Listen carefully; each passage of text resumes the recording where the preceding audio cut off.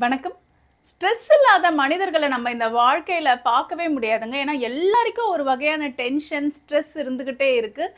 இது இந்த stress and tension நம்மள எங்க கொண்டு போய் சேர்க்கும்னா, மன அழுத்தம்ன்ற ஒரு பாதையில கொண்டு போய் சேர்த்துரும். இந்த மன அழுத்தம், அதாவது இந்த டென்ஷன், ஸ்ட்ரெஸ்லேருந்து நம்ம எப்படி வெளிய வர்றதுன்னா, ஒரு சின்ன ஒரு வழி சொல்றேங்க. அதாவது கடந்த கால தவறுகள நம்ப யோசனை பண்ணிக்கிட்டே இருக்கக்கூடாது. அதே மாதிரி எதிர்கால பிரச்சனைகள பத்தி நம்ம ரொம்ப யோசிக்கக்கூடாது.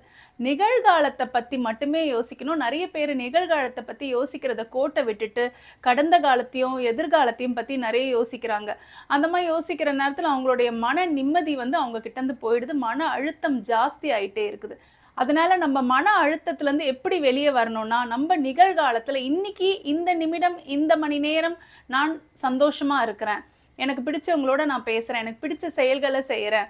அந்த மாதிரி நிகழ்காலத்த வாழ்ந்துட்டு போயிடணுங்க. அப்பதான் நம்ம இந்த ஸ்ட்ரெஸ், மன அழுத்தம் இதிலிருந்து வெளிய வர முடியும். இந்த வீடியோவை இதோட முடிச்சுக்கிறேங்க. அடுத்த வீடியோல உங்கள சந்திக்கிறேன். நன்றி, வணக்கம்.